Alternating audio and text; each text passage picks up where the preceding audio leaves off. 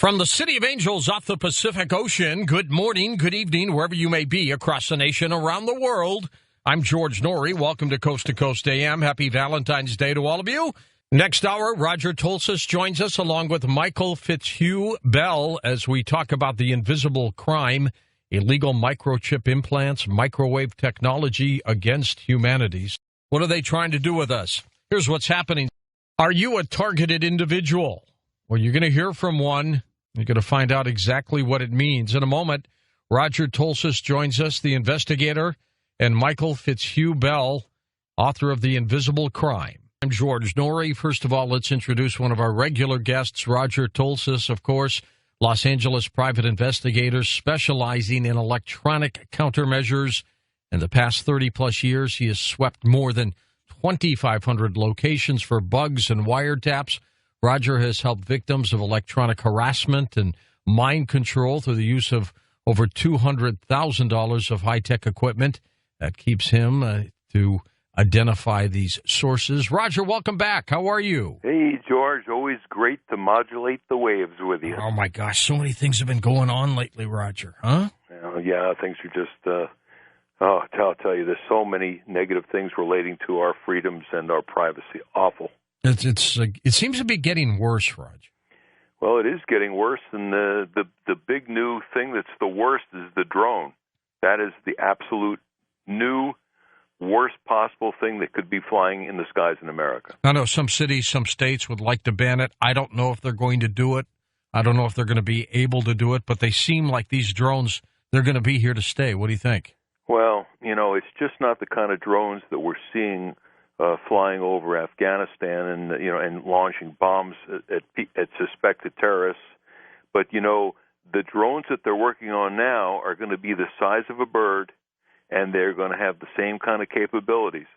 So think about anywhere a bird can fly in your neighborhood, up on a telephone pole outside your window, or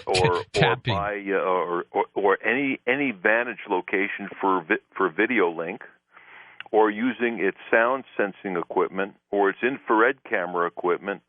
So any place that a bird's going to be able to fly and land, you're going to find these drones, and that's what we're really talking about. We're talking about skies full of these spy insects, and that's a real horror story. Sure is. I'm going to introduce here Michael Fitzhugh Bell, Roger, and then you can tell us a little bit about him and your involvement with him. Michael Fitzhugh Bell, considered to be a targeted individual. We'll find out what that means. His book, The Invisible Crime, Illegal Microchip Implants and Microwave Technology and Their Use Against Humanity, he wrote for a couple reasons: to make you aware of the technology and the crimes for which it is used, and to help other targeted individuals gain control of their lives and cope with the nightmare from which they never seem to wake. Hey, Michael, welcome to the program. Thank you, George. It's nice to be here. Hello, Roger. Hey. Raj, tell us a little bit about the relationship with Michael, and we will get into this incredible story. Okay, well, Michael, we investigate electronic harassment cases, and we got contacted from Michael some years ago. At the time we saw him was a few years back. He can tell you the approximate dates on that. And we did our investigation out of the main cities. We went out to a remote, we met in a remote city on purpose, so that we wouldn't be bombarded with electromagnetic cell towers and all the rest of the stuff, because when we do this kind of testing, we want to get out into a neutral electromagnetic environment so we can really have a look at what's hitting that individual.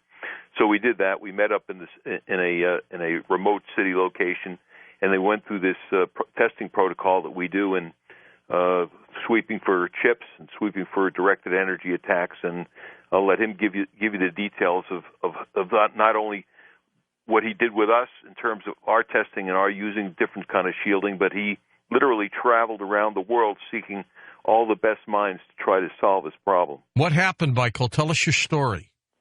Well, what happened in the very beginning was I had a normal life, pretty much like anybody else would. And then in about 2005, approximately 8 years ago, I began experiencing unusual happenings, odd happenings. At first, I really didn't pay much attention to them. Things like furniture being moved around in my apartment. I was like, did I put that there? What's that doing there? And then other small things like damage to my property, to my clothing. Small things, but it's called what is known as small but noticeable damage. And at about the same time, I also noticed, I don't know, just kind of weird things happening. Like, for instance, when I was driving down the street, oncoming traffic would flash their lights at me, blink their lights, or turn their lights on or off. And sometimes that happens, someone will turn their lights on or they'll turn them off, whatever. Right. But that probably, depends if you had your brights on. Maybe they thought you didn't have your headlights on, right? No, this was when I had no lights on during the day. Okay. Yeah, I'm sorry, I didn't specify that. During the day, and some cars do have the lights running all the time, but these were the bright lights usually, and there's a distinction between those two. And I didn't really notice it at first. Then after a while, I began to notice it. And then also, when I was walking on the street, walking to a store or something like that, cars that would pass by me would honk their horn a couple of times. And, I didn't really I never made the connection. I just thought people were honking. People do honk their horns. Then I got these sustained honks when I was the only guy on the street, and I kept saying to myself, what's going on here? What's happening here? It was weird to me. And then also another thing that I noticed, these are all methods of parts of organized stalking or gang stalking. I prefer the word organized stalking. There's many different methods and techniques that are used, and I was experiencing them just by noticing them. And then when I did investigation and research, I said, I went on the internet by myself. Nobody was there to explain. I was by myself living in an apartment in Hollywood, California, as a writer, doing screenwriting, and I would spend weeks at a time in my apartment writing. And when this started happening, I had nowhere else to really turn to. There was no one that had any answers for me. So I went on the internet and I started to explore and putting in keywords, brighting lights, enter, exit. I started entering these things into the searches that I did, right? And I got back that these are all symptoms, classic symptoms of being a targeted individual. When did this all start for you, Michael? Approximately 2005, very mildly. It kind of blended into my regular life. I really didn't, it wasn't like one day I was getting bombarded and harassed. It evolved very slowly from zero to full power over a course of time, constantly gaining momentum and escalating in terms of the harassment. The obvious question, Michael, would be why you? Were you an experiment, or were they after you for some specific reason? And we'll get into the who in a second, but okay. Why you? Well, that's a really great question, George. I tried to figure that out a lot of times, and there is no, in my particular case, some targets I understand have had their perpetrators confront them and say, you know why this is happening to you? And they would give them a reason. But for me, there was no answers. And you probably don't even know who they are. No, I really don't. That when you asked that question, it really stirred up the question that constantly was the biggest question that all targeted individuals have is why? Why me? What have I done to deserve this?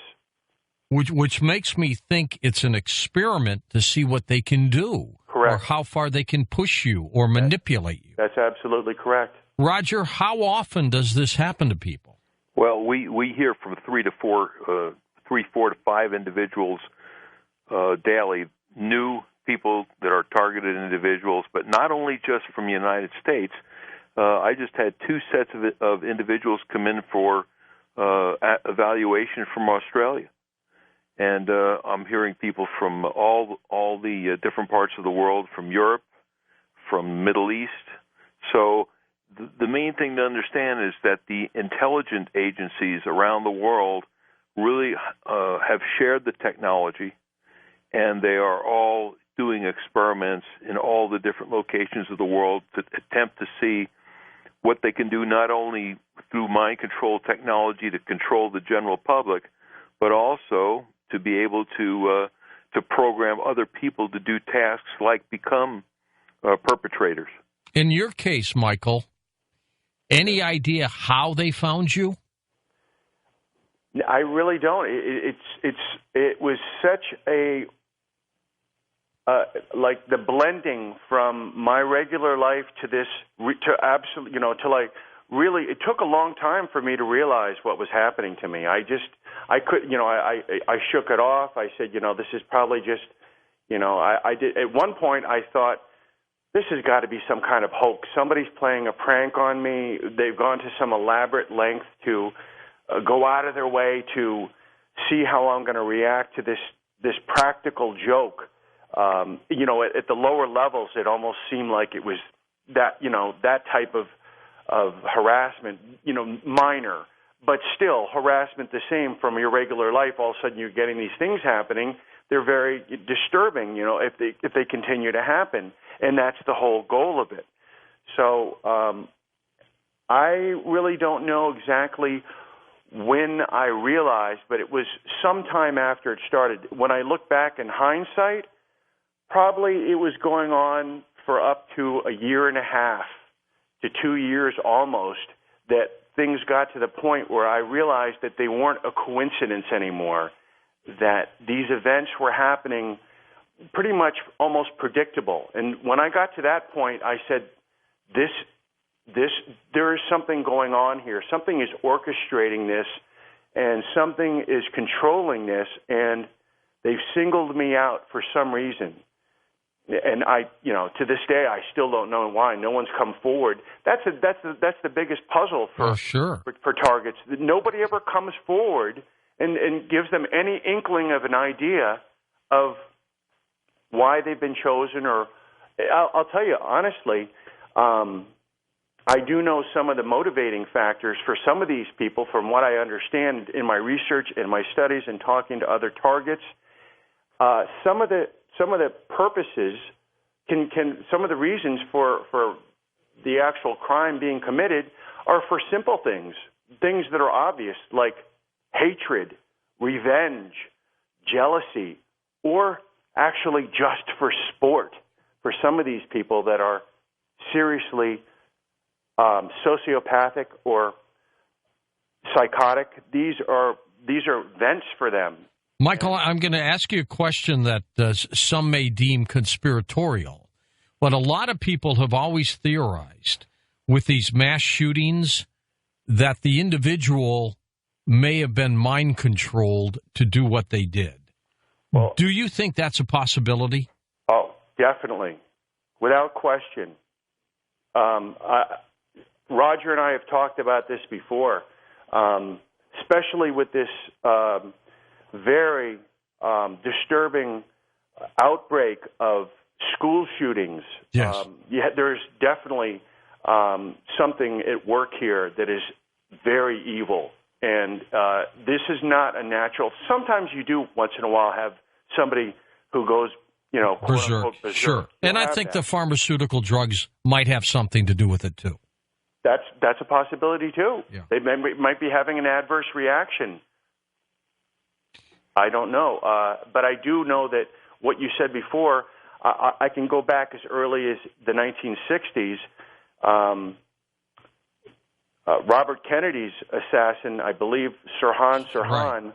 when he shot Robert Kennedy, it took 6 Secret Service men to take the gun out of his hand. Yeah, and he was a little person. And he was a little person. He was seriously at that point, and now it's coming out. More and more comes out in the future. They look back and they say, yes, he was most definitely most likely a mind control victim. Do you see much of that, Roger? Well, especially, George, with people that have the voice-to-skull technology where they actually have voices in their heads that are giving them instructions. Normally, once the voices start, they're just derogatory and insulting and negative. But eventually what happens is as time goes on and the person gets worn down because they start losing sleep, once you have voices in your head, it's very difficult for you to get a normal full night's sleep. And so once you get into the sleep deprivation, you become more worn down. That's right. Then what happens is the voices start asking you to do things, oddball things. They send you on tasks, and eventually they have. I've had clients where the voices have told them to kill neighbors, to do violence to other people. So one of the things that I've noted with these things, with people where it gets progressively more serious, is when the voices start to give these people instructions. And you remember a few years ago we were commenting on that woman that drowned her 2 children. Yeah, I remember that. Down south. We were suspecting that she had been influenced by this kind of technology, and then we found out her husband had been involved with NASA. So there was a government link on that story. Well, the first thing we hear, Roger, and I'm sure you have too, when people say, "Well, I'm hearing voices in my head and stuff," I guess the first thing you say is maybe this person is having a mental issue of some type, right? Well, I have to keep an open mind because normally by the time somebody comes to me, they've already been incarcerated in hospitals for evaluations, as what happened with Michael, and he can talk. We'll get into that experience as well. But normally, what happens is they hold you. They can hold you for 72 hours just for evaluation to make sure you're not a danger to yourself or anybody else. But once they normally do is they'll load you on the psych meds. And that gets you down to being, somewhat of a vegetable where you really can't deal with your own life. You actually have to be in a lockup where they're going to conduct your life for you. And the people that I see are people that have finally escaped that life because they were so drugged out that they were unable to do anything. And luckily, some of them managed to get out of that situation. And that's when they come to me saying, I don't any more want to be a vegetable based on these psych med treatments. Mike and Roger, very quickly, tell us about this skull technology. Yeah, the voice-to-skull technology is based on a whole litany of patents. In other words, the original Stalking patent was a 1990s patent where he used pulse microwaves to put voices and other information to people's heads.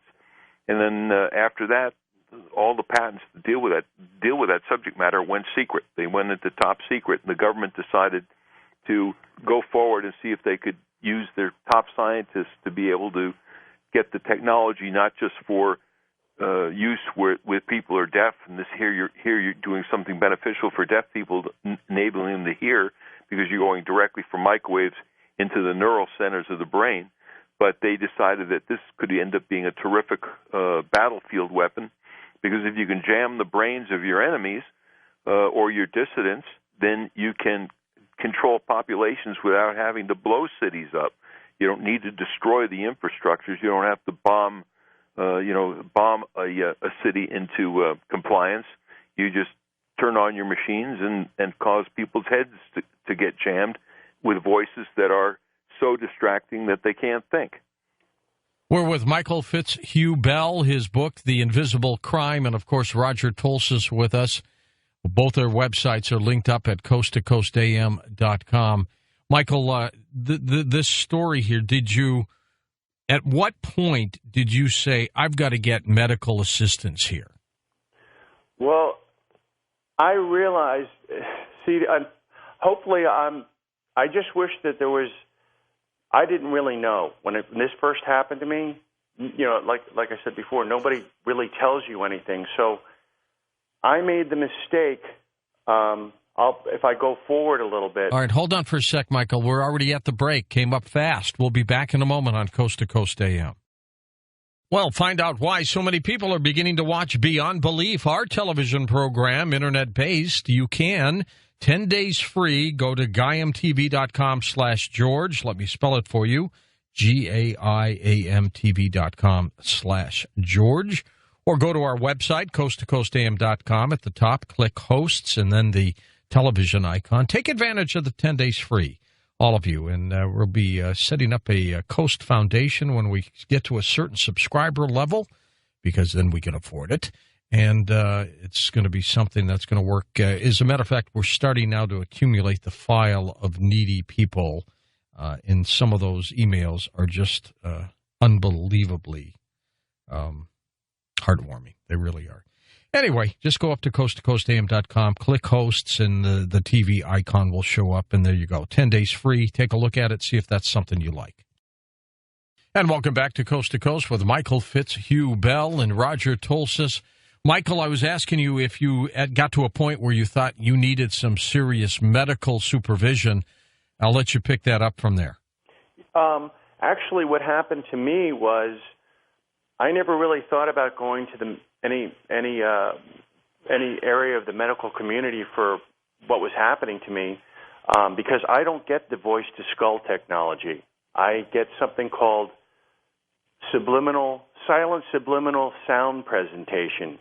I don't get the V2K that a lot of the other victims get.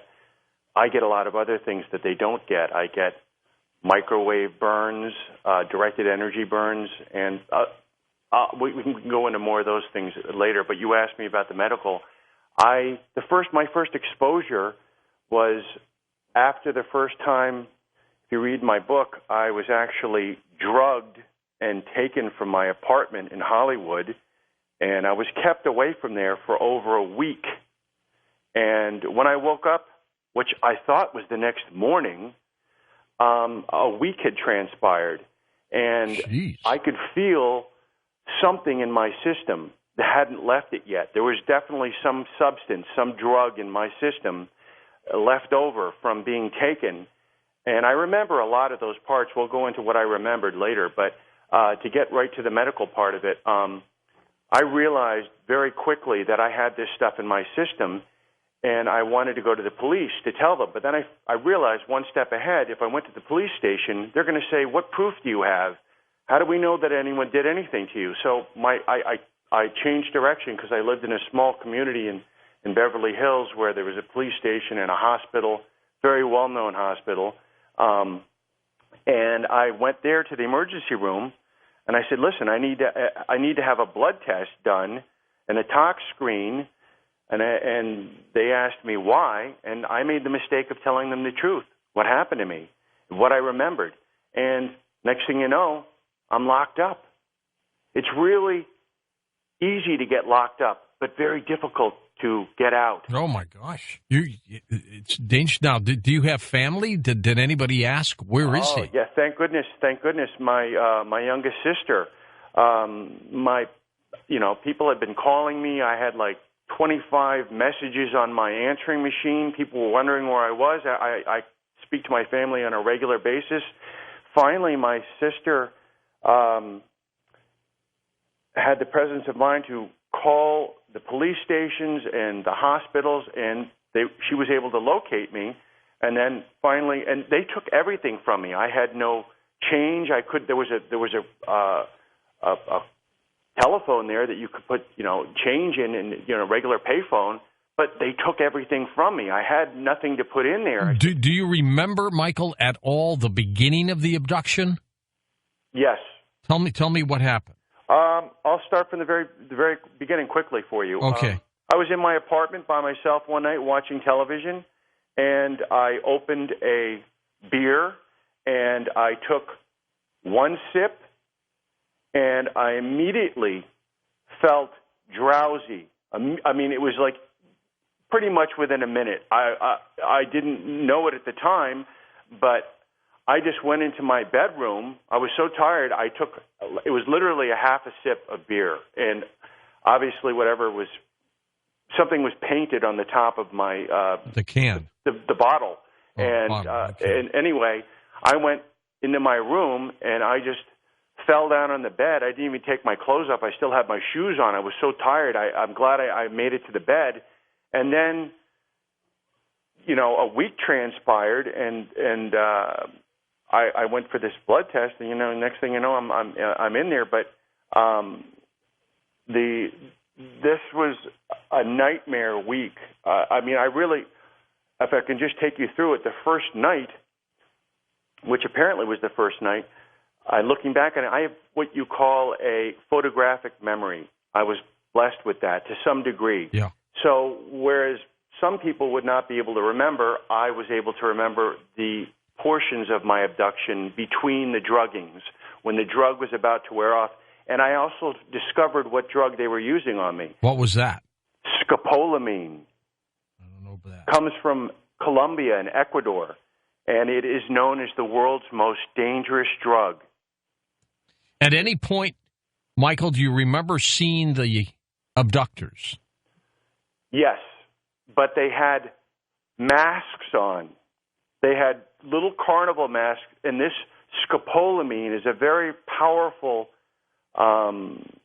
it's a hallucinogenic, and it also usually creates complete amnesia for the victim.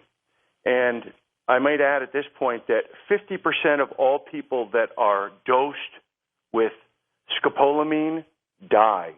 So it's a very, and then also the body develops a tolerance to the drug very quickly. So therefore, larger and larger doses are needed to be used to achieve the same effect. Which I'm sure they kept pumping you up with. Correct. And the only pieces that I remember are when it was wearing down. And the other thing weird about this particular drug is that you feel this terrible power. It's a horrible feeling in the pit of your stomach. It's just terror. It's pure fear that you feel. And then you're in this strange area where you don't know people, you don't know with masks on, and you're tired, and yet you are still able to speak. You are still, you're not like you're like under the influence of alcohol or something like that. And you're not catatonic. Yeah, you're not impaired. You're actually able to, people who see you that don't know that you've been hit with this stuff would think that there's nothing different about you. However, you would notice that there's something. You'd feel different. But what comes across to other people, people that get dosed with this stuff have their perpetrators will take them to their bank, send them into the bank, and tell them to empty all their accounts and put it into a bag, and then they come out and give it to their... Whoa. Yeah. Did that happen to you? No, that did not happen to me. Okay. But that's happened to other people. And then when the bank officer was asked by the police question in the future about what happened here, they'd say, he seemed perfectly normal to me. There was nothing wrong with him. And they look on the bank tapes. So they're talking and everything else. Completely coherent. That is bizarre. Now, when you were gone for a week, do you have any idea what they did with you? Yes, I do. What happened? Well, they did a couple of different things to me. They attempted mind control on me.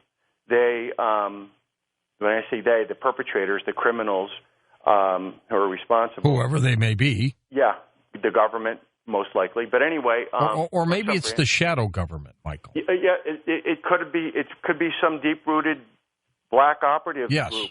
Exactly. Yes, no question about it. But they, when what I remember is that they did a lot of weird things to me. They flashed lights on me.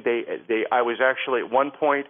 If you ever saw the movie Clockwork Orange? Oh, sure, long time ago. Well, this was very similar. What they tried to do to me, they put me in a chair, and they had my head in my body in such a way that I was forced to look at this screen in front of me, and they would show these terrible images and violent images and still images and also videos of terrible murders and slayings and any horrible act you can think of. And then also in the background, terrible sounds of people screaming and crying, and you're alone watching this thing with no one around you in this room, closed off with no windows, and there's no escaping it. And they would do this for a time, and then they'd let me go back to a room, and I would recover a little bit, and then they would redose me and bring me back again. And all I would say to myself is, if I can just make it through another one of these sessions, please, at that point, it was a fate worse than death. Michael, and let me bring you in here for a second, Raj. At any point, Roger, have you come up with your own theory on what the heck you think they want to do with him? Well, I think this is a form of brainwashing experiment. And I think that's what they're doing is because, for them to do experiments on people in prisons already, and prisoners, really doesn't meet the criteria. If you got somebody subjugated in a prison and you put them through this kind of other subjugation and brainwashing, you're not really dealing with somebody that isn't already incarcerated. So, in order to do experiments on the people that you're going to try to mind control, your average citizen, this is or to turn them into a Manchurian candidate. This is all mental processes of brainwashing to get a full control of the individual, and then at that point you can send them out to do whatever diabolical situation that you send them to. Now, I'm sure, Roger, they've tried this in a laboratory with the volunteers. I'm sure they did. So do you think using people like Michael, people who are, unwittingly part of this, that they do this just to see how far they can push him? Well, don't forget the origins of our black ops. It came from Project Paperclip from the Germans and what they did to those individuals in the Nazi prisons. That's a direct relationship all the way back to those terrible experiments that they did on the Jews and other people, those doctors in those locations in the prisons in Germany, and then they brought all those doctors forward in Operation Paperclip, and that's the whole direct line of history of the kind of experimentations that are happening now. Okay, Michael, let's go back to you in this situation here. At this point, let's jump ahead for just a bit. Do you think they've left you alone? No. So this is ongoing? Yes, but it's gotten to I'm at a whole different level right now, thanks to understanding. I was very fortunate and was able to see Roger very early on, right after this happened. Usually, I told you the beginning, the mild stalking and organized stalking happened years prior to that, but I didn't really. But it was after this first time that I was actually really attacked and taken.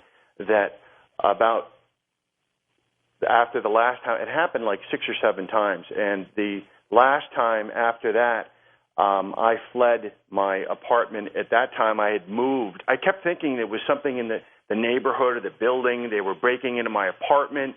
Things were being moved around. Things were missing. Things were damaged, stolen.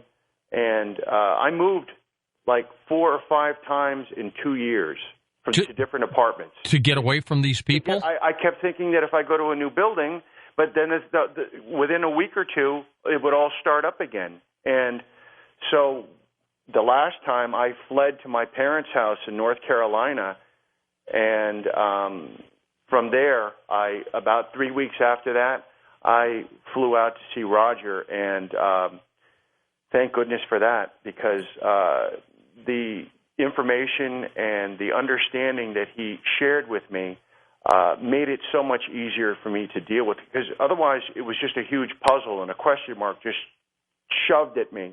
And now things, not that they were logical, but they made sense to some degree. At least I could understand what the possibilities were, and that made it a lot easier. Once you understand that what you're dealing with is technology, for me it removed the fear, because then I knew that it wasn't something that was wrong with me or something demonic, something which you thought I think, at some point. Things, I mean, with no answers, you turn to possibilities. You're like, geez, could there be something wrong with me? No, there's nothing wrong with me. You think it could be something biblical? I mean, is there what is this? Yeah, is it a message kind of from above? Possession? You know, I didn't realize. But then once I understood that it was technology and people were behind it, that made it a lot easier to digest, honestly. Did you hear the voices too, Michael? No. You didn't? Okay, so no, they didn't bombard you with voices. If you want to go into this further, the other part, there's two other parts to this besides whatever questions you have to ask me. There's two other main parts. One is the dreams, which are artificial, which are inserted into the targeted individual's mind while they sleep. And it's substituted for their REM sleep. When they normally would be getting their rapid eye movement sleep, the most essential form of sleep for your immune system, it's being taken away and substituted with artificial dreams. And the other thing is the directed energy. So if you wanted to go in... Well, yeah, let's talk for a moment about the dreams. We're going to hit this break, but we'll get right back into that next hour, too. Are you saying that they have the ability to create a dreamlike state, a picture, a story, and beam that into you, and it becomes so realistic in your dream? You think it's happening? Oh, it totally. And I've spoken to every other target I've spoken to has experienced nearly the same, almost exactly identical description of what happens to them when they sleep. That's when most of the damage occurs, actually, is when you're asleep. They take you when you're asleep. They work on you when you're asleep with the dreams. You get burned when you sleep. You go to sleep, you go to sleep fine. You wake up with a huge burn on your leg. Most of the activity is done during the day. You may encounter organized stalkers, but after a while, that only lasts for the first 2 or 3 years of being a victim. After a while, that tapers off, and it happens intermittently, once in a while, very sporadically. Never happens to the way it did when you first started experiencing it. But most of the handiwork, as they refer to it as, the perpetrators, happens at night when the victim is the most vulnerable, when they're asleep. And now these dreams that they would pump into you, what were they like? Well, they're always the same. They're different scenarios, but basically it's the same. It's the same story over and over. It's you. You're seeing the dream through your eyes, as you normally do. Yes, and they're very vivid, real dreams. They're different than regular dreams because you'll have a nightmare once in a while, and while you're in the nightmare, it seems real. Sure, it does. But not like these things. These dreams are completely different, and after a while, you're able to distinguish what was and what is now. And you don't get your old dreams back. Now they're complete. It's not like once in a while they do it. This is every night that you go to sleep. Are you still getting these dreams bombarded to you? I am, but I actually am able to. I've developed my own set of survival techniques when the dream. Sometimes what happens is. Hold on, Michael. We're at that point where we shall come right back. And our two special guests tonight, Roger Tolsis, Michael Fitzhugh Bell. We're talking about his work, The Invisible Crime. It's an amazing story. Back with more in a moment on Coast to Coast AM. Welcome back. Michael Fitzhugh Bell with us, Roger Tolsis as well. Roger, as we get into this, do you think it's done with a black ops program as opposed to some organized government? I'm sure. But, the question in America now is who really runs the country? With this gigantic facility, this NSA facility that they're putting in Utah. When I did that last show with John Wells, we spent quite a bit of time talking about this new 1 million square feet of supercomputers that they're putting in Utah. And, when you're talking about collecting all the information from all the internets, from all the phone conversations, all the communications of the country, putting all that into electronic dossiers so that every individual has a dossier with all their phone conversations, all their emails, all their text messages. You know, when that kind of information is in those people's hands, who really is going to run the country? Well, that's a good point. Okay, Michael, let's get back to you and your situation here. Would you say that you've been stalked? Oh, yeah. Yes. Now I've gotten to a point where I still receive organized stalking once in a while, but the whole key to survival is to really just, at first it terrifies you because everywhere you go there are people. When I traveled around the world, hopefully we'll get further into that, and I'll tell you there were people already put in place wherever I went. I even got a directed energy burn on a plane going down to Argentina. Yeah. So I mean, there's no, and people were on when I went to Madrid, Spain, to get my first evidence. I was harassed on the plane. I actually had to take the guy's picture, and he was very upset by it too. As Roger will tell you, they do not like to have their picture taken, or they do not like to be filmed. If when you first become a targeted individual, you really don't know how to handle it, and that's one of the techniques I discuss in the book. Is that one of your greatest tools that you can have? People will be like, "What, a gun?" No, that's the last thing you want to have. The greatest tool you can have is a digital video camera, a small one, handheld, used covertly, not blatantly. Mm-hmm. And this literally stops the harassment dead in its tracks because they do not like to be filmed. And when you have something on film, you have evidence and you have proof, and they do not like to give you that. So when you confront them with anything that can challenge them, they usually run away. Michael, how many people just in this country do you think are being harassed this way? Well, a conservative estimate would be at least 100,000, probably much more. I would say that for sure. And also, how many people are being harassed and don't realize they're being harassed and they're misdiagnosed, or right. they simply don't do anything about it. Well, this misdiagnosed, I mean, most medical professionals, if you told them this story, would say what? They would say that you are suffering from paranoia, schizophrenia, delusional disorders, some kind of mental disturbance.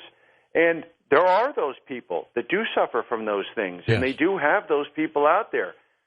But I'll tell you, when they got me a couple of times and wrongly diagnosed me, or not really wrongly diagnosed me, but wrongly evaluated me, I was put in a evaluation area with other people who were seriously disturbed, and even the ones that were less disturbed would come up to me and go, "What are you doing here?" Because you could see why the other people were there.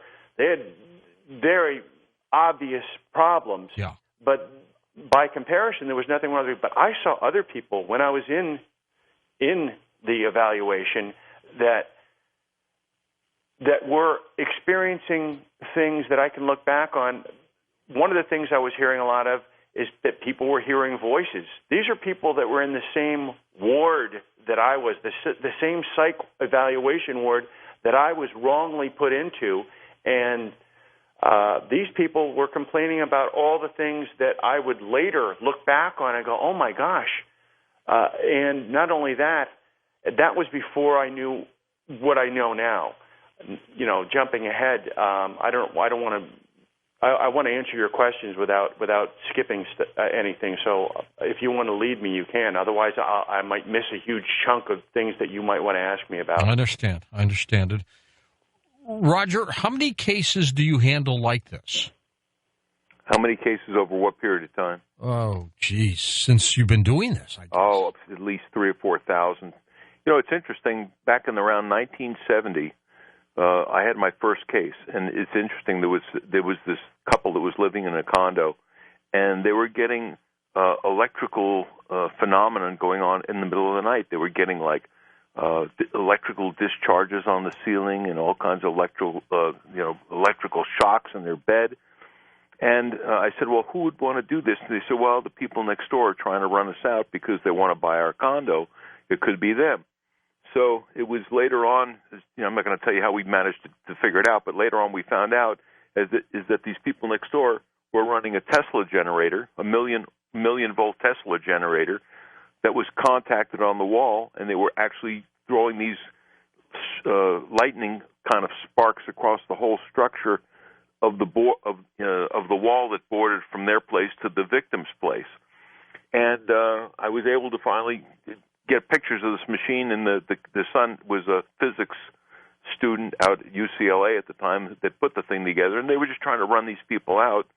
And at that time, I named it electronic harassment. I'm the individual that gave it that name because with using technology like million-volt Tesla machines to try to harass your neighbors, to electrify them through the walls, to me was electronic harassment. So that was probably my first case, and that's when I gave it the nomenclature electronic harassment. Roger, when you add up the drones and everything else that's been going on, along with things that have happened to people like Michael, what picture does that paint for you? What is going on?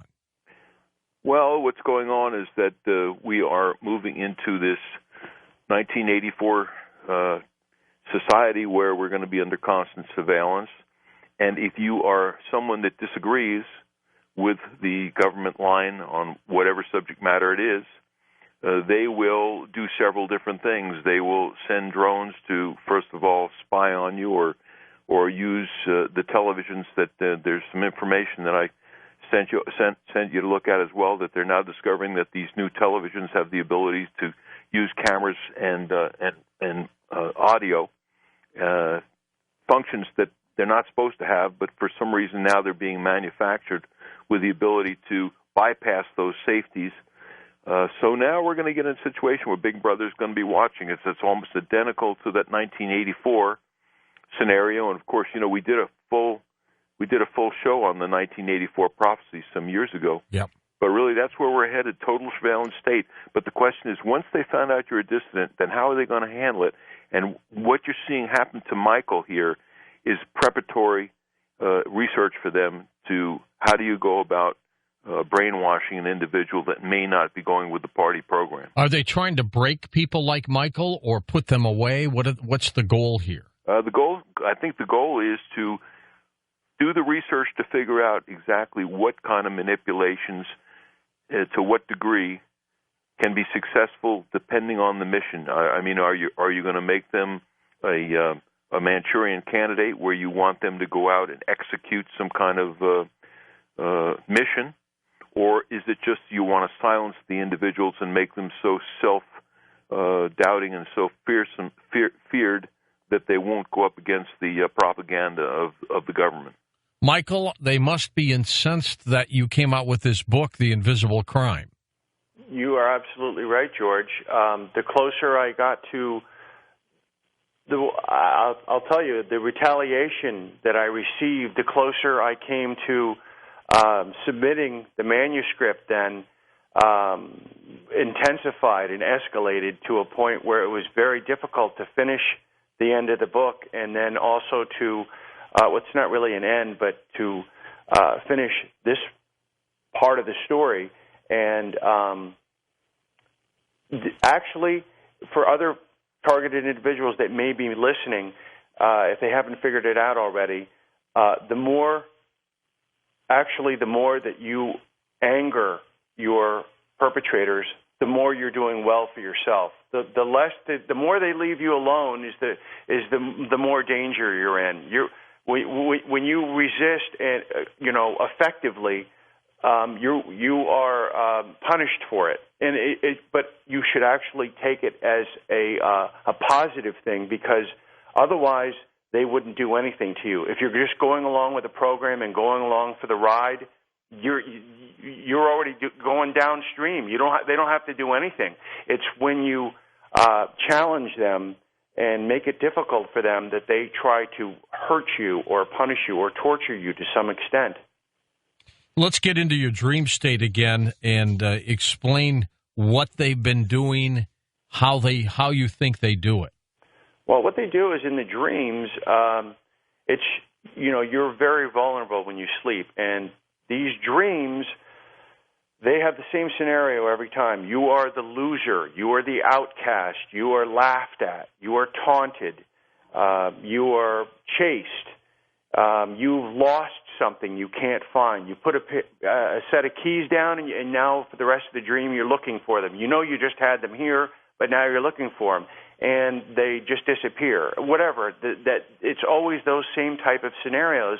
And another thing that they do, another technique that they use within the dream, is to have other characters that are in the dream ask you questions.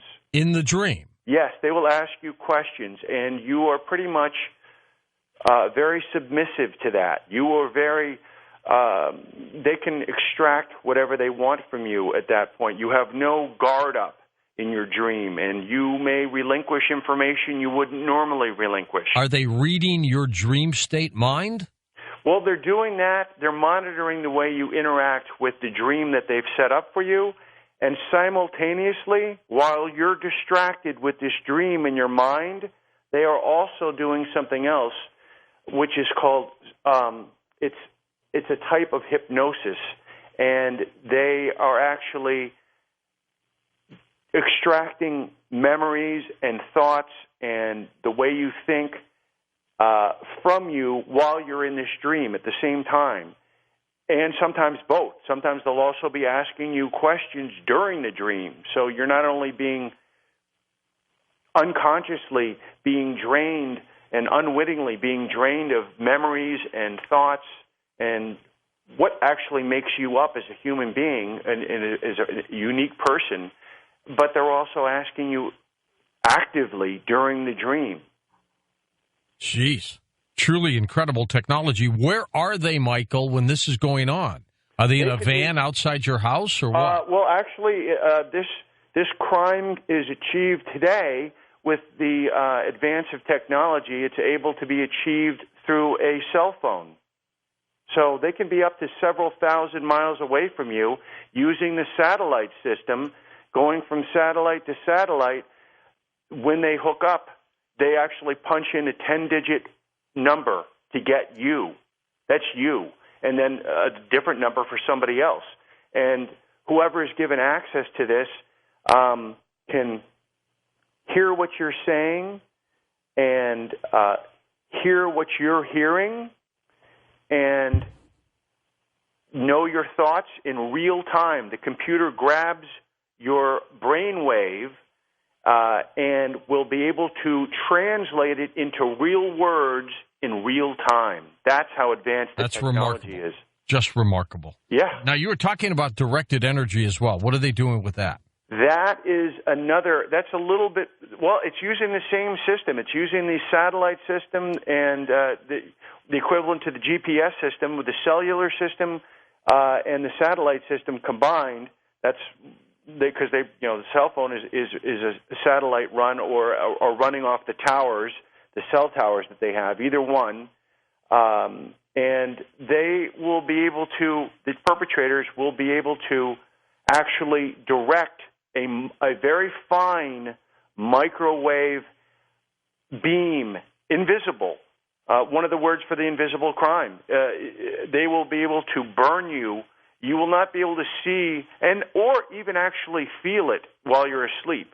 You'd think that when you wake up with a second-degree burn on any part of your body, that you'd certainly feel it when it was being done. But these are not burns they're unlike any other kind of burn. They're not like an externally caused burn you get from a match or from a hot comb or an iron or a stove. These are burns that occur from the inside out. Yeah. And they are exactly It's backwards. like you've been radiated. Correct. They come from the inside out, and they, unlike regular burns, they blister about a week later. And whereas an externally caused burn would blister immediately and then be healing maybe up to a week or two later. So they're very different burns, and they do not look like regular burns. If I have some pictures, I had hundreds of pictures, but my editor, my publisher, really only wanted to put several in there. So there are several good examples in the book of what they look like. Most of them are linear. They're just a line that looks like a scratch. But they can be geometric patterns. There can be a triangle, or there could be a rectangle. But usually they're just straight lines, at least in my experience on me and the people that I know. If you could confront these people, Michael, what would you ask them? What would you say to them? In the beginning there was a lot of anger, because I felt cheated of my regular life, and I was very angry about that, because I had before this I had a very, very nice life, and I've pretty much gotten that back. But during the beginning, when this was overwhelming me, it made me frustrated and angry, and those are natural reactions to being the unwitting subject of tests and torture and being experimented upon like a lab rat. I mean, who wouldn't be upset? And not only that, the worst part about it is, George, it's U.S. tax dollars that pay for all of this. Under the table, but tax dollars nonetheless. Yes. Roger, does this infuriate you? Well, of course, but not any more than all the other degradation that's going on relating to our privacy and our rights, and disregard for the Constitution.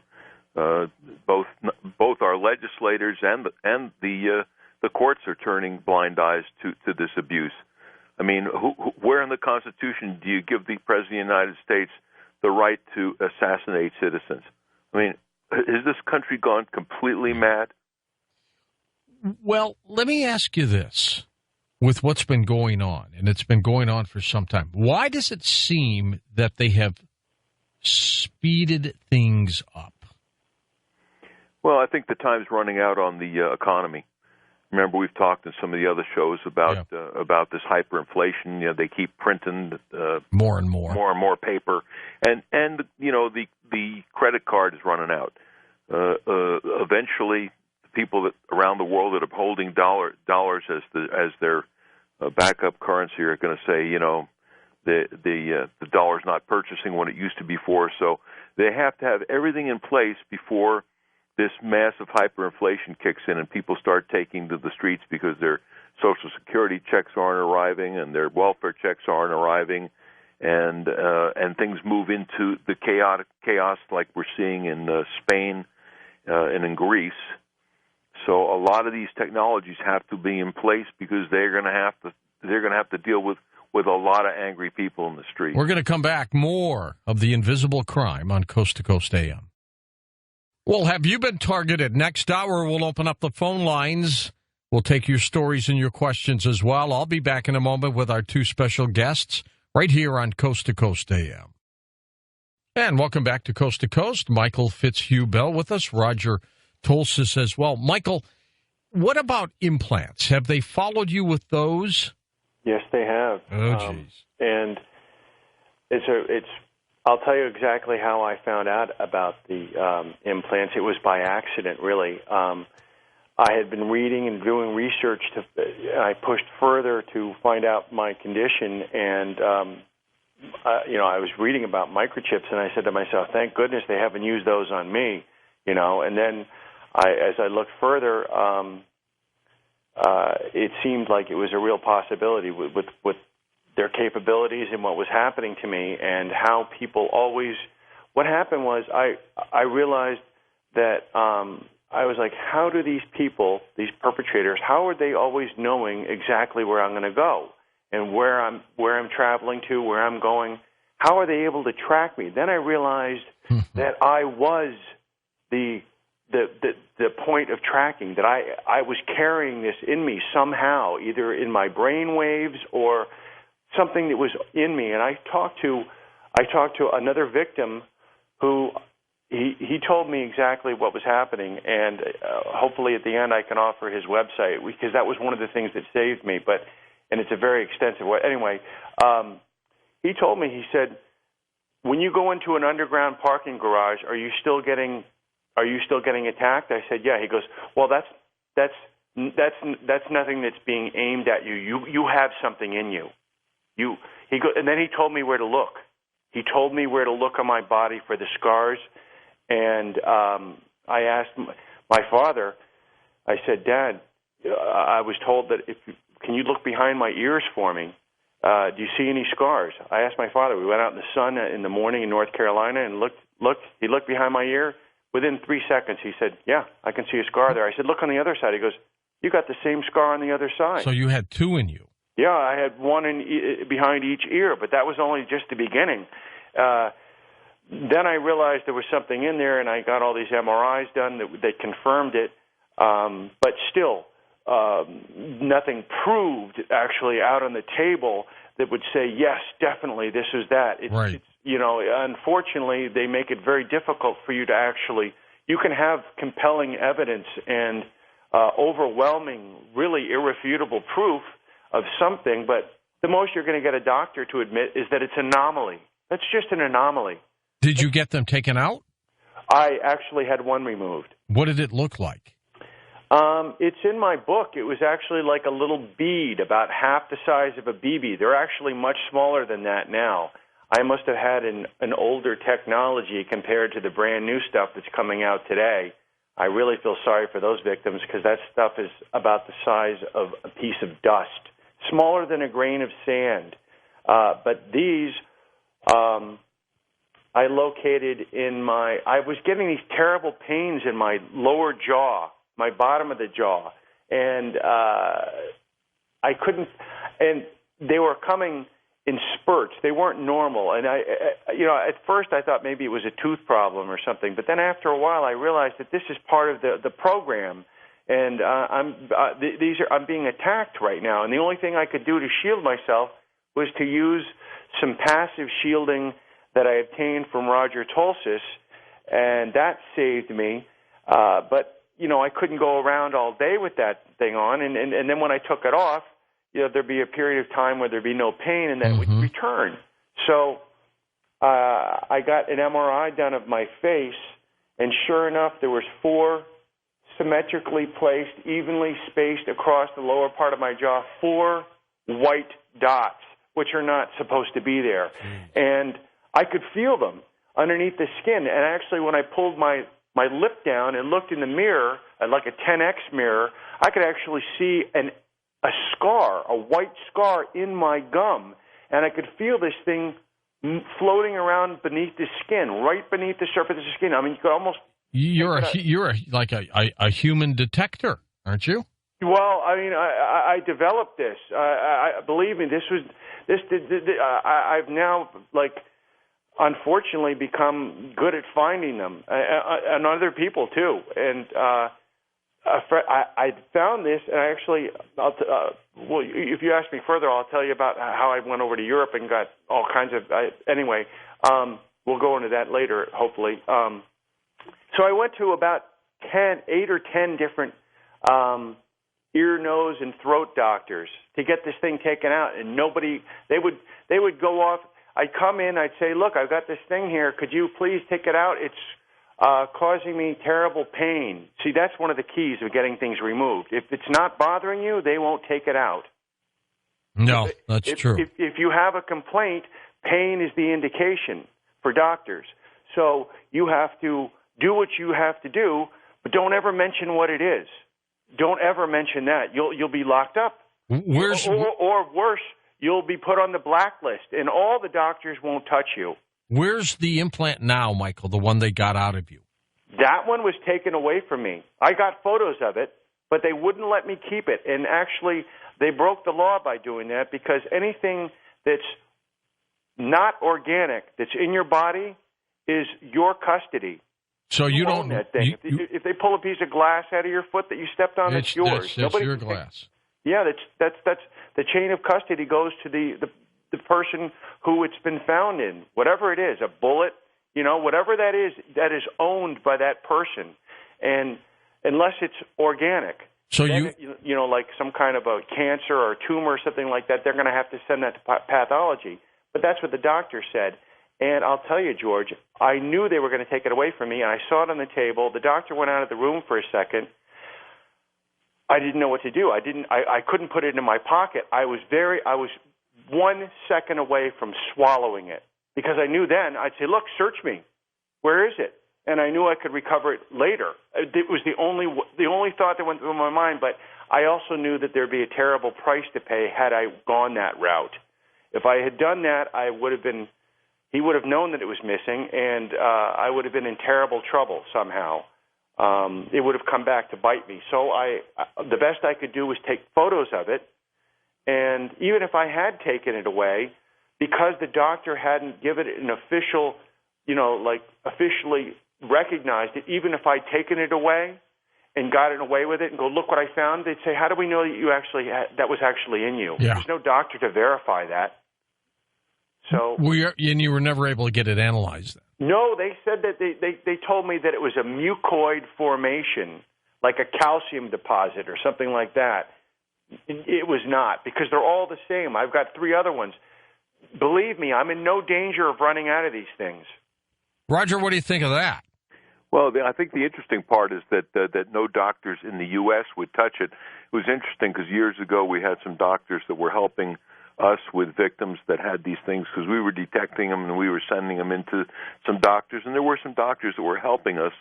And then one day some suits showed up at these doctors' offices from Homeland Security and walked over to the wall, pulled his medical license off the wall and said, "If we have to come back, we're going to take this with us permanently."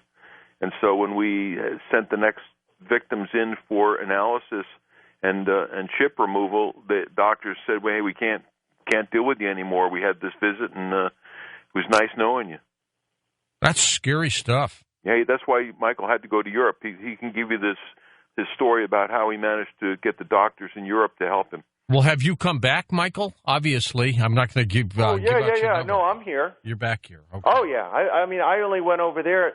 See, the thing about Europe is it's different. Over here, when you see a doctor in the United States, they have to approve of even getting something like an MRI or an X-ray. You can't just say, "Listen, my leg hurts and I fell the other day. I want to get that X-rayed." You can't tell, even though you're paying the doctor and you're paying him. It's really the reverse. He tells you what he wants to do, and they don't like to be told what to do. Doctors, if you go in with a suggestion and say, "I've got this, this, and this," they dismiss that immediately and they go right to what they want. And so when you say, "I've got a pain in my leg, I need to get an MRI," they're like, "Why don't we just get an X-ray first?" And these things do not show up in X-rays, by the way. So I didn't want to get any X-rays. I wanted to get either an ultrasound. They only show up in ultrasounds or MRIs. The old technology that had metallic components in them would show up at an X-ray. But the new ones that are made of conductive polymers and resins are invisible. Another reason for the invisible crime title. They are invisible on X-rays and can only be found in ultrasound diagnostic tests and magnetic resonance tests, MRIs, and they show up brilliantly in those. Now, Michael, the people who are being bombarded with this microwave technology, maybe hearing voices, static, whatever, are they trying to drive them crazy or to plant information in their heads? I think they're trying to, as Roger said before, I think that they're trying to brainwash them and, to an extent, see how much they can manipulate them and what works on them and what doesn't, and what kind of results they get from doing different techniques. And in my experience, they're doing it to drive the individual crazy or trying to push them over the edge. I don't think they're. You know, you wish you were like the target of some kind of divine knowledge where they're trying to put stuff into you. That might actually be some kind of a benefit. It's like, hey, how did this guy suddenly rise? How did he graduate college in 1 year? Because they're feeding him all this information. That would be great. But unfortunately, it's the opposite. It's all very negative stuff, and there's really not much to be gained from it from the person.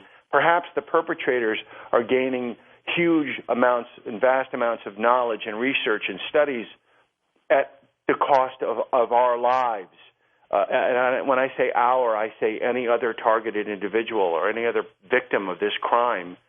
It really comes at a great expense. And as Roger can probably tell you from experience, once the harassment starts, it generally lasts for life in some form or another. Some people do escape, or they are actually they're able to disable their chips or whatever, or their target, their group, the perpetrators lose interest in them, or they've gotten all they can get out of them, and then they don't waste any more money on them, because obviously to be a victim is a great expense to your perpetrators, to follow, to get the technology, to get people to monitor you, to follow you around on the ground, in cars, in other parts of the world.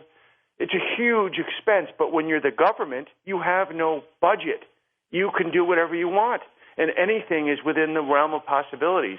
Even, I'm sure you've done other shows where you've talked to targets and they'd experienced black helicopters. Oh, sure. Or the men in black. Exactly. And can you imagine the expense involved? And that's what, when I went to the police and stuff and tried to explain it to them, they're like, come on, who are you? You're nobody. Why would they be doing that to you? Do you know how much something like that would cost, sir? You had earlier, Michael, called whoever these people may be criminals. Yes. Tell me why.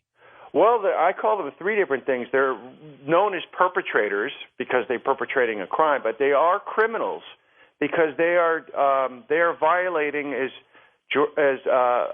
Roger would tell you, they're violating the Patriot Act. They're violating some of our civil rights by illegally, without our knowledge or consent, testing on us, experimenting on us, on targeted, and also there are other people that are unaware that they're even being monitored. They don't get the harassment. No, they think they're going nuts, don't they? Well, and also there are other people that pretty much every single person that I've examined, because I've stopped trying to convince people. So what I do is I actually will inspect them for scars, and all I need to do is see their hands.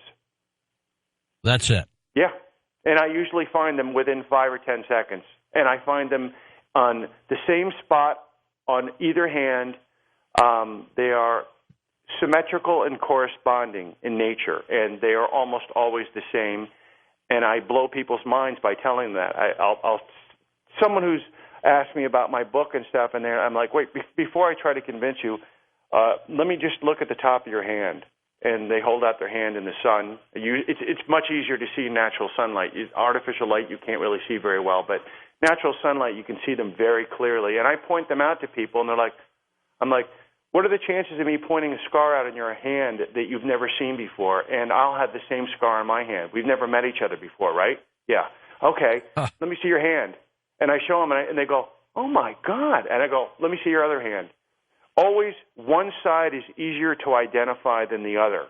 Has anybody ever been arrested for any of this? You know, no one has been arrested to my knowledge, or very few people. It's a crime that covers its own tracks, and they go to great lengths and great expense to keep this thing in secrecy. Still another reason why I call it the invisible crime. And because no one is actually prosecuted for it. So it just goes on.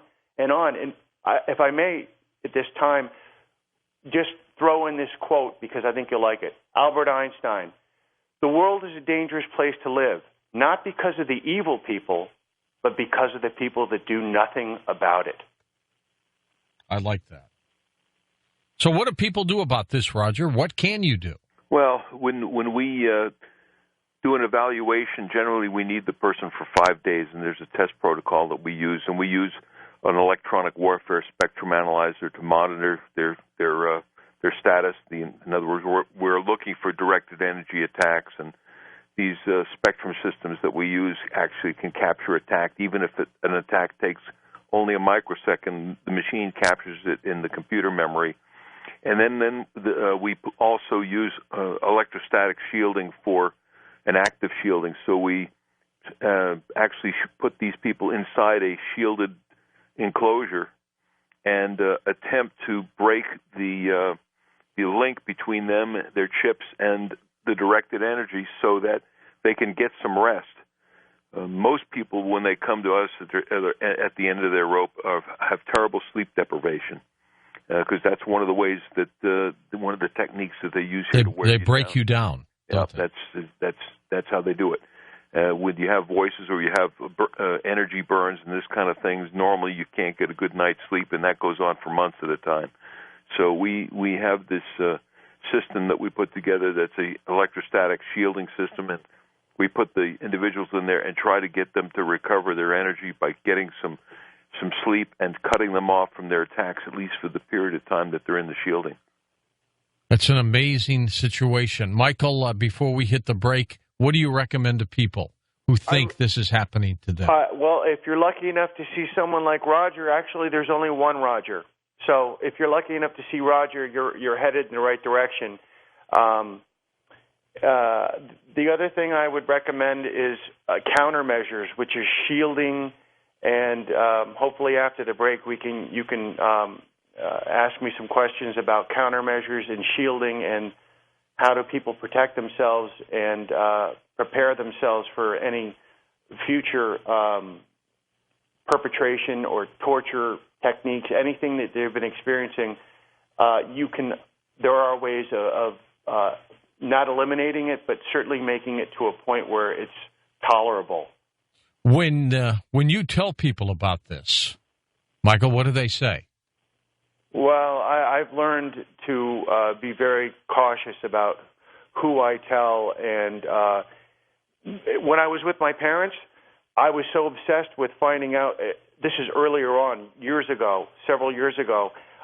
We would talk about it. We would talk about, quote unquote, it all the time. And my mother would say at the table, "Could we please not talk about it anymore?" And I'd say, "No, we haven't even begun to talk about it. We have to exhaust this thing. Are you kidding me?" So you can't, and that my parents were an example of the way other people, they get sick and tired of hearing this story over and over. So I don't really tell people that much. All right. Well, we're coming back. We're going to talk a little bit more and take phone calls and stories on Coast to Coast AM. Indeed, and we're going to take your phone calls and your stories. Have you been targeted? Michael Fitzhugh Bell and Roger Tolsis with us on Coast to Coast AM. Michael Bell with us, the invisible crime. Michael, do you think any of these people will be prosecuted because what's apparently happening, they're kidnapping you? Correct. Well, see, the thing is, if they're part of the government pretty much guarantees them immunity. They will claim something. As Roger will probably back me up on this, they always mention these words and everything gets thrown out of court. It's a matter of national security. When they say that sentence, it kind of excuses them from everything. It's like their diplomatic immunity plates on cars. They're immune to all speeding tickets and everything, and that's what these people have going for them. They're pretty much immune. I'm sure Roger can expand on that. Roger, how immune are they? Well, every case that I've ever seen, it gets dismissed under national security. They won't even talk about it.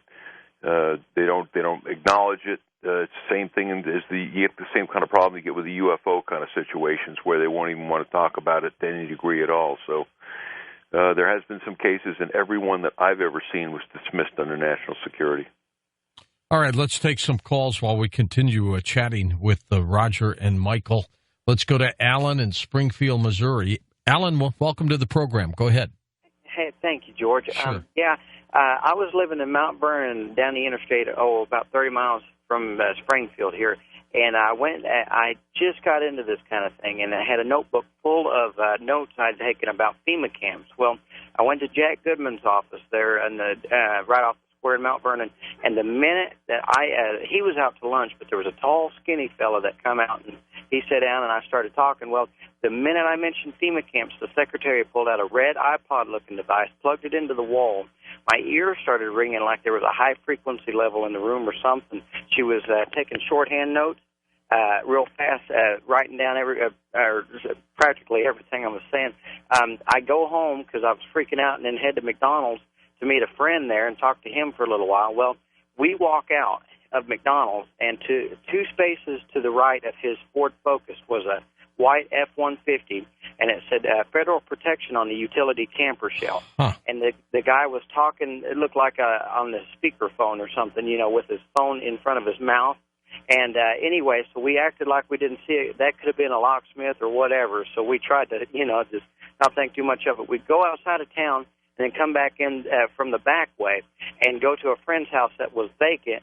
We get out to see if the car was bugged, and about that time, a black helicopter flew over with yellow insignia on the side of it. And we all kind of head home from that from then on. And then my truck, I was driving a 71 Ford F100, and the antenna wasn't hooked up to the radio. So I never had it on. Well, the radio had been turned on. My glove box had been ransacked, gone through. And then so my friend that was living in Springfield at the time is going to school, to be a psychiatrist.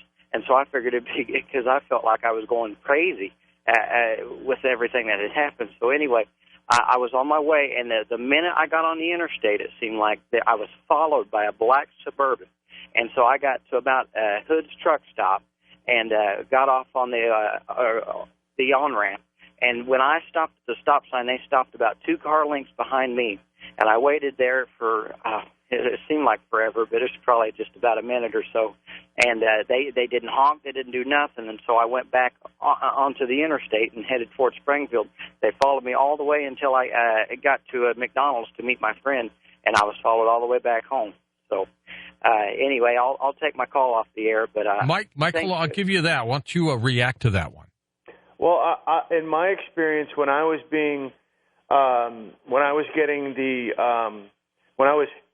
what they call heavily targeted, since then it hasn't been like the way it was when I first experienced it. But when I first was experiencing it, I made a very huge distinction and noticed that the cars that were following me or that were blinking their lights at me or honking their horns at me, this was in California, were all either black cars or white cars. There were no other cars until I got to North Carolina. But when this gentleman said that a black Suburban, that's very correct, especially with the higher up you go with the money, with the expenses, they can afford to get brand new. They're all brand new vehicles, too. Brand new vehicles that were either black or white in California. But then when I went to North Carolina, I got the kind of low-end version of the Harassment, and those were like pickup trucks, and they could be any color. But when this gentleman said black truck, I recognize There's got to be a network, Michael, of people everywhere then. Oh, yeah. I mean, that's the other thing about this. If you're being harassed by a group, when you move to a new place, they don't follow you. They've got people in place already wherever you're going. Yeah, they're already there. They're already there waiting, and they're harassing other people that are there. You're just added to the queue.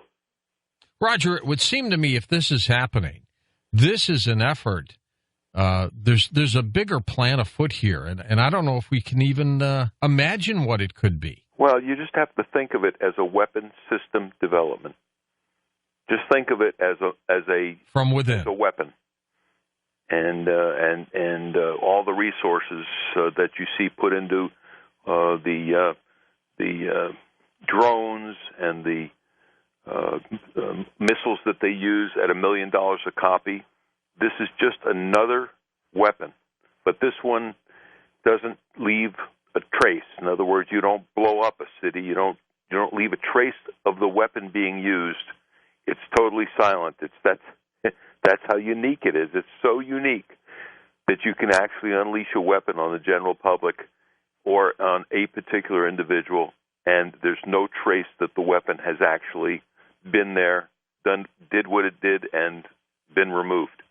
Michael, do you think that at any given moment they could just click their fingers and you'd snap to attention? They haven't done that to me, but some people I know that are victims. See, what thing you have to remember is some people are more easily controlled than others, and the people that are being fully controlled are completely unaware of it.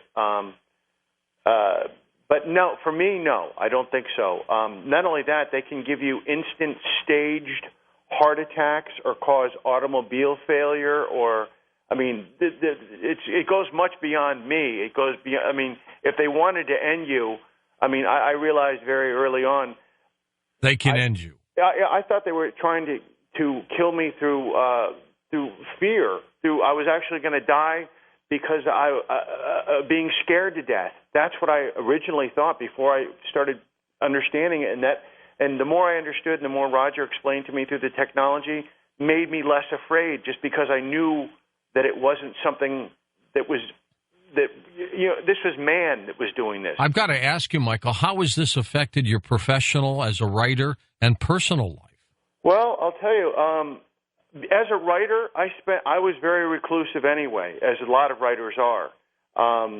But if I wasn't a writer and I had to show up at a law firm every day, or if I was a doctor and this happened to me, or any regular 9-to-5 job, so to speak, I would probably not be able to hold that position, because I would have been inundated. I would have been sleep deprived. My immune system would have been shot. Also, when you're in the workplace, there's also people put in your workplace to make things difficult, to harass you at work. Yeah. You can't get away from this thing. Next up, we'll go to first-time caller Robert in Erie, Pennsylvania. Hey, Robert, go ahead.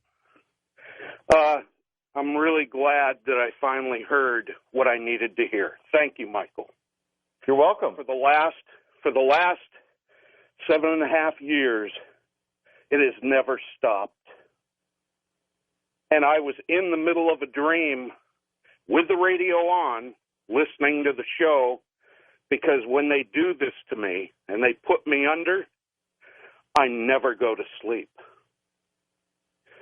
I've had 2 back surgeries, and it happened at the hospital when I had the second back surgery. You mean the first time?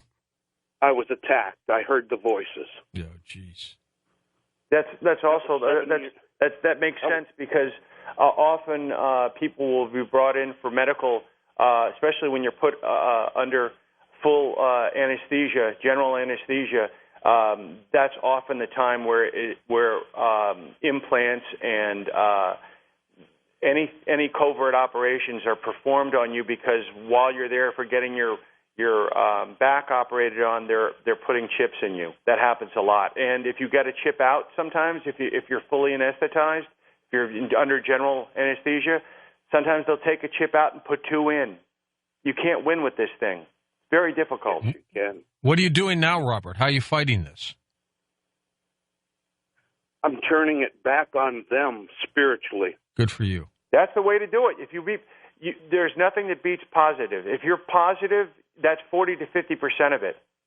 That's 50% of the way back to recovery, I'm telling you. Roger will back me up on that. And Roger, what percent of the people that this might be happening to, or they think it's happening to themselves, are delusional, and what percent is it really happening? Well, George, when I approach somebody, they are at the end of their ropes. And so I'm not an individual that's going to stand there and try to make a decision whether it's delusional or not. What I basically do is use the protocol that we have, and what we're looking for is to somehow improve their situation. In other words, we're just trying to get them back into their own skin, especially in terms of the sleep deprivation. The first thing that we want to do is to try to get them to move towards getting their rest that they don't have. I've had some clients where we put them inside the electrostatic shield system. I had a client that slept for 3 days. We put him in there, and he said, I'll call you the next day. And then I called him. He said, I'm sleeping. And then we didn't hear from him for 3 straight days. So it was the first time he had relief. So really what we're looking for is not to make a judgment about their psychological condition. Really what we're looking for is what can we do to give the person immediate relief. Pete's in Pittsburgh, Pennsylvania. Hey, Pete, go ahead. Thanks. Thank you, George. Guys, how often have you heard of these implants or chips being put in your private parts? Maybe around your testicles? Because since the age of 10 years old, I've had something there very small. I went to a doctor. He didn't even want to talk to me really about it. He said, oh, it's nothing. Don't worry about it unless it causes you pain. And it doesn't really cause me pain, but it's exactly what I've heard the description of an implant to be. Would that happen in the private part region? That's up to you, Michael. Yeah, well, you're very nice. I actually have an answer for you. And I've got a site that shows you exactly where to go, if George will allow me to mention it, because... Yeah, please. Is that okay? Yeah. This is actually a countermeasure for people.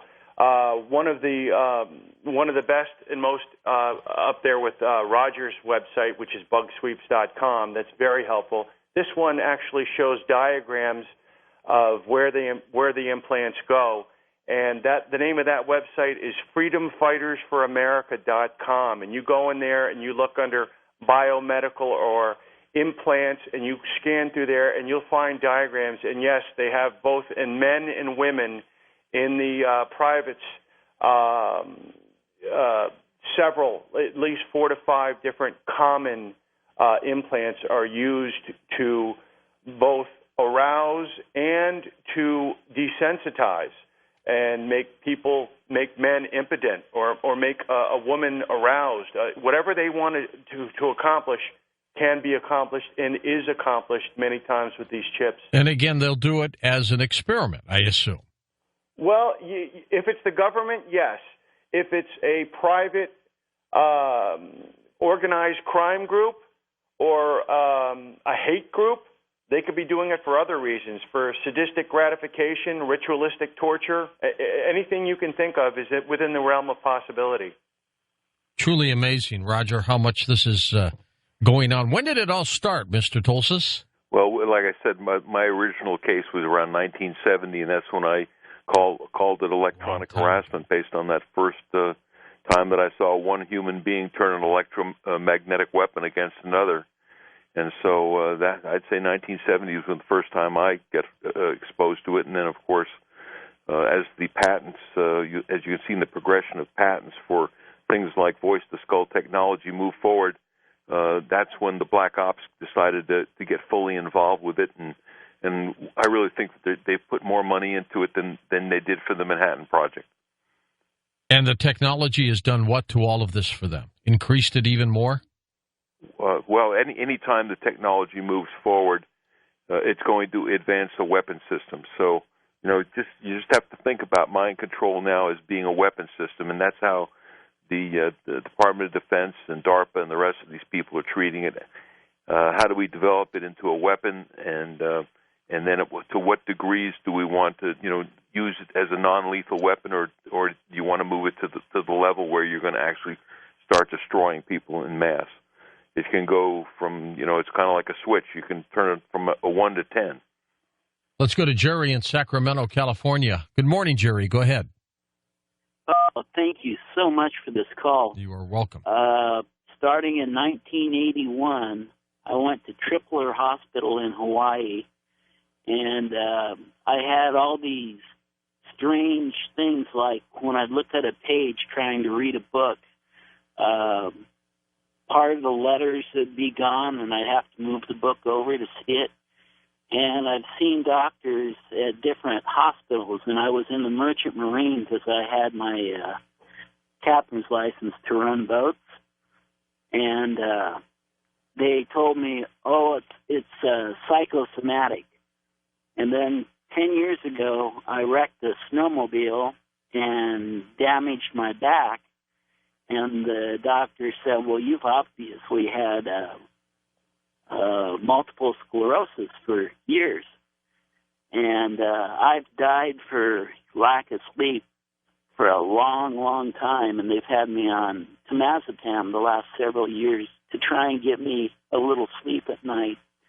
And to hear about this makes me feel so much better. And I'll take the rest of it off the line unless you want to ask me anything. Michael? Well, I was going to say, did you experience anything greater after? How did they treat you for the? They just gave you medication for your snowmobile accident? What they did is they put me on methadone for the pain, right? And because I'm on pain, I have pain all the time now. Okay. And yeah, I when you say you had a problem with seeing things, it was almost like there was something wrong with the page itself, correct? I would assume so. We're almost at the top of the hour. We'll come back and finish up answering some of his questions and take final phone calls in just a moment on Coast to Coast AM. And I'll also tell you what's in store on our next show. Well, on our next Coast to Coast program, we are going to talk about visionary episodes of your life, plus open lines on Coast to Coast AM. When we come back in a moment, we'll take final phone calls with our two guests as we talk about the invisible crime on Coast to Coast AM. And welcome back with Roger Tulsis, Michael Bell. Roger, what kind of shielding do you recommend? And then we're going to go back to another call here. Go ahead. All right. Well, you've got two choices. You have passive shielding. We use high-tech metallized fabric that's made of nickel and silver, and it absorbs and reflects radiation attacks. And it'll give you about 80% shielding on that. And pretty good. And, you can cover yourself when you're sleeping, but if you're higher up in a building, you need to put some under your mattress and over your mattress. And then on the electrostatic shielding, that's active shielding that uses a power pack that powers up an enclosure so that you're actually encompassed inside an electrostatic egg. Okay, and let's go back to Jerry in Sacramento. Jerry, let's refresh a little bit, then we'll have Michael react to it. Go ahead, Jerry. Oh, thank you much. I had numbness in my fingers and my toes at the same time of the eye problem, and the doctor said I had faded rod in one of my eyes in the back of the pupil. And what I really called about was I couldn't get on to listen to Coast Tonight on my cell phone. And if I hadn't gone out and bought the radio that you tell us all to buy, that's right. Well, that works. Let me ask you, though, what kind of phone do you have? I have How old is it? Is it old? Oh, my cell phone? No, my cell phone is only a month old. Oh, okay. So yeah, you should be able to pick us up on our Coast players. But Michael, this numbness and stuff he's got, what's going on with him? Well, that's another symptom, a possible symptom of like a tingling numbness, correct? Yes, exactly. A tingling. Yeah. That's very common. Especially because of nerves damage. Sometimes, whether I don't know what was actually done to you, but getting quickly back to what you said about your vision, I recognize one of the distinctions that you mentioned was you said it looked like the letters were missing part of their parts, and it probably didn't appear that way through your eyes the way you were perceiving it, but it actually looked like there was something actually missing on the page, correct? Exactly. Yes. Yeah, I've actually experienced that earlier on, briefly, and that has something to do with if you were possibly I can't tell you what happened to you, but I can tell you what happened to me, and you may experience something similar. Any differences in light? Like when you, at any point, were you ever sensitive to light? Yeah, I can't take heat or light. If I get in a hot tub or it's a lot of sunlight. I would say probably, judging from what you've told me very quickly, I would probably say that there's a very good chance that you probably have retinal implants. Wow. I'm only saying that because I've seen the scars in my eyebrows. If you read the book. And how I discovered those. Yeah, I know. That's a whole other show. But look in your eyebrows, by the way. If you have to, use a trimmer and look carefully for two white lines above each eye within the hairs of your eyebrow, looking like it's growing within the direction that the hair is going in. You may find above each eye, look in a 10x mirror, you may see a small, very faint white scar. If you do, I can pretty much tell you that's what they did to him. That's pretty much, yeah. All right, Jerry, thanks. Let's go to Cornelius in Alexandria, Louisiana. Cornelius, welcome to the show. Hey, George, God bless you and Mr. Roger and Mr. Michael and Tommy, your call screener and producer. I got to tell you this, George, before I go on with my question. Y'all got the best bumper music on the radio. Yes, we do. We sure do. My question was, and I'll come up with another one, too.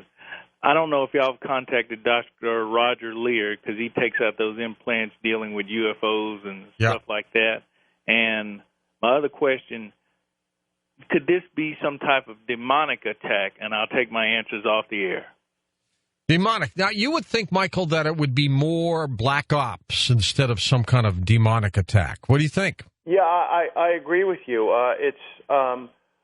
Well, if you look at it a step further, it's technology that's doing this, but you have to look a step further and see who's actually driving the technology.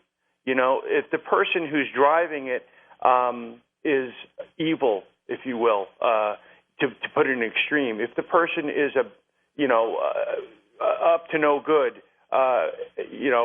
whether it be someone who's in the government or whether it be a private organization that has access to this technology, evil can be a root from where it all came from. Obviously, it stems from something, but actually pure demonic, like in The Exorcist or something like that, I don't think so. This is technology, and it is really just there that is being used as a puppet by the people who are driving it, who are controlling it. So it's really just a mediation, the middleman, if you will, between the perpetrators and the victim. The technology exists. So I wouldn't say it's anything demonic, although it may appear that way. And often the voices that voice the skull, the V2K victims experience, are often mechanical, awful, like a horror movie voice of the devil. Yeah.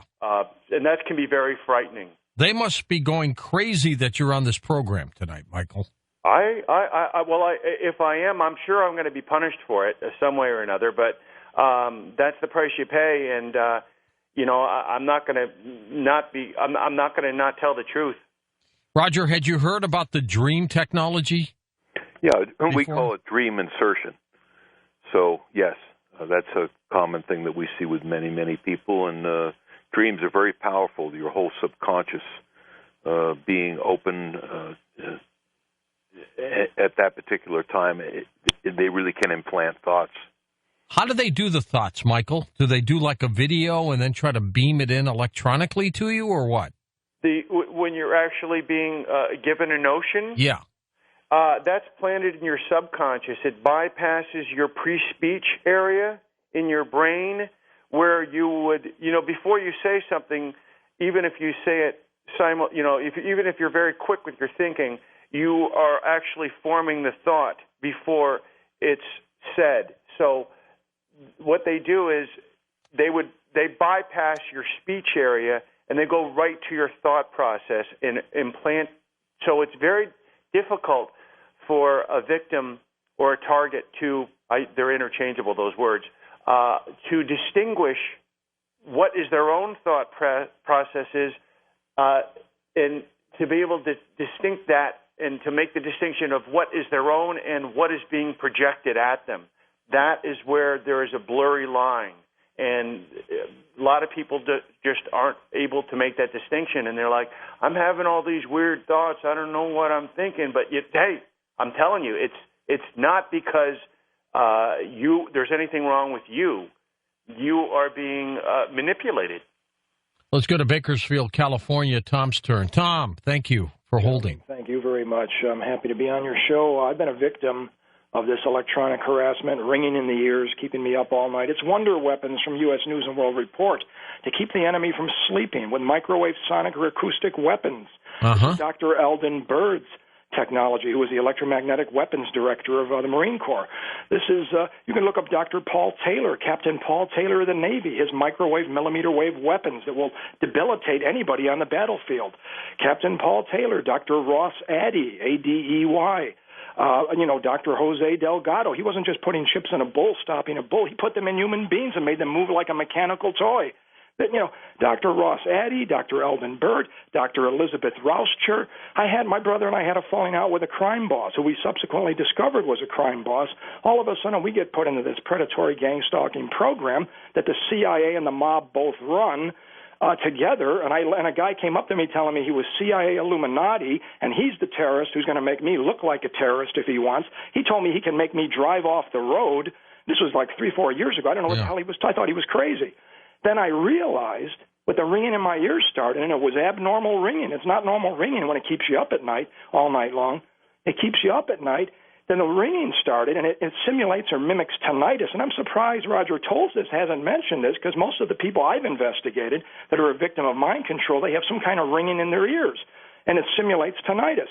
Now, I can dispel any doubters, any listeners right now that are listening. If they look up Dr. Jose Delgado's technology, Dr. Ross Adey's technology, Dr. Elizabeth Rauscher's technology, saying she can do anything, make anybody feel any way they want, the CIA's Project Pandora, when they were mapping and cataloging different radio frequencies to manipulate different parts of the brain, I can dispel anybody's doubts whatsoever. The thing that gets me is the psychiatric profession protects these people. It was CIA psychiatrists that wrote the Bible, the psychiatric Bible, the DSM, and they say, if anybody believes that somebody has put something in them, they're certifiable, they're mentally ill. They protect these people, but they don't respect their own peers, like Dr. Joseph Sharp, who was the first guy who had voice-to-skull done in his own laboratory or whatever. Dr. Puharich was putting chips in people's teeth and making sound in deaf people's heads. Dr. Puharich, Puharich.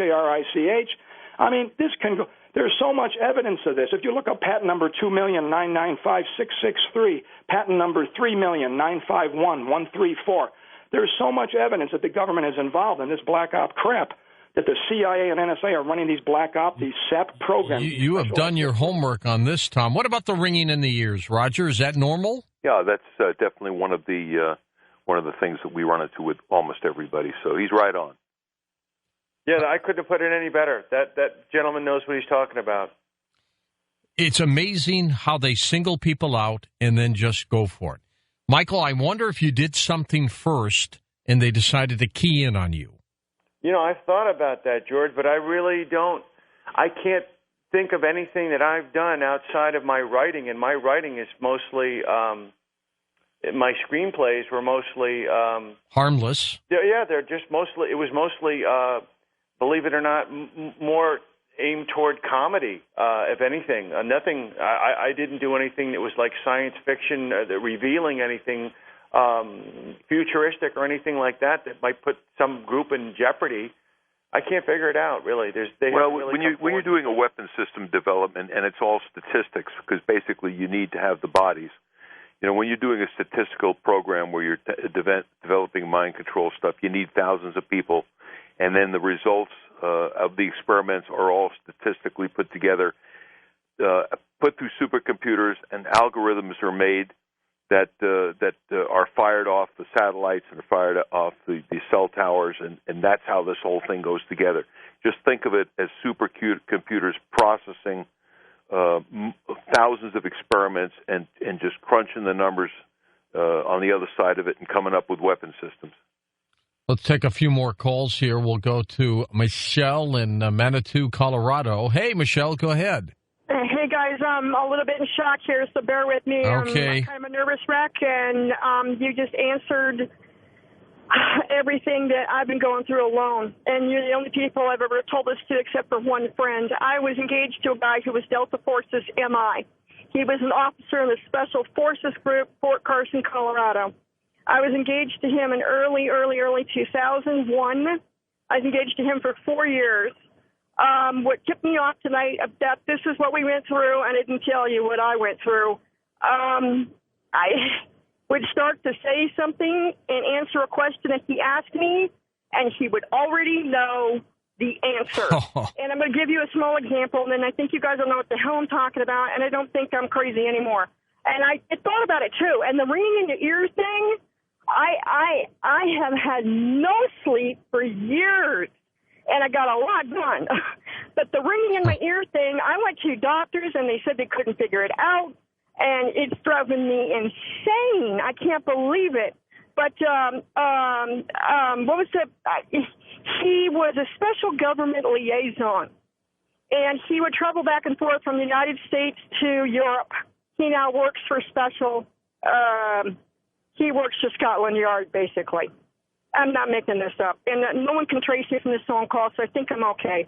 I think what was happening, other than us finishing each other's sentences and me knowing, and then when he left and he would go overseas, I would have dreams of his missions. And I knew, and I could see them.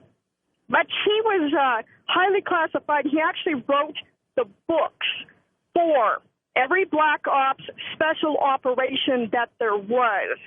He was basically like the government's 007. Is he still doing it, Michelle?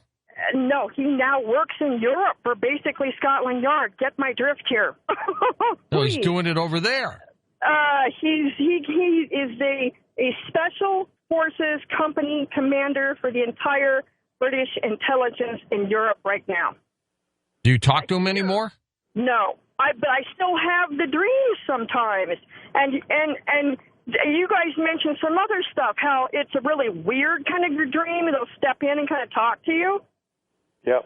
In essence of time here, Michael, what's going on with it? Yes, that's exactly right. You'll have people asking you your deepest, darkest secrets that you would never reveal to anyone. Everyone has something that they have a secret, good or bad, whatever it is, and they pull these things out of you. I don't know if you experienced that or not. Secrets. Well, you're right. Everybody has something there, good or bad. Yeah. I mean, I'm not saying it's a negative thing, but usually it has a leaning toward that, but that's what keeps it a secret sometimes, but I don't know. But that's one of the things that they'll ask you. Things that you would never divulge naturally will be extracted from your... Michael, take a moment. Where do we get your book, The Invisible Crime? You can go to my website. It's www.invisiblecrime.com, and you can also get it online at Barnes & Noble and Amazon. And, Raj, of course, your website is bugsweeps.com. Exactly. Michael, how do you feel about all this? Do you feel violated? What? Well, I do, but I mean, it's very cathartic to have an interview like this, and having people take you seriously makes me feel like writing the book was all worthwhile. If I can help at least one other person out, it makes me feel like I did what I could, and hopefully I can put them. I just wish when I was in their place that there was a book for me, and I wish there was someone I could talk to that could help me. And so knowing that, I like to give back and try to help others. Well, good for you. And, Roger, I want to thank you for bringing Michael to our attention. Oh, okay. Terrific, George. I'm glad he got a chance to tell his story. Okay, my friend. You be well. Roger Tulsis, of course, he's an expert private investigator in electronic countermeasures, and you just heard the story of Michael Fitzhugh-Bell. You make up your own mind, but it's pretty darn compelling.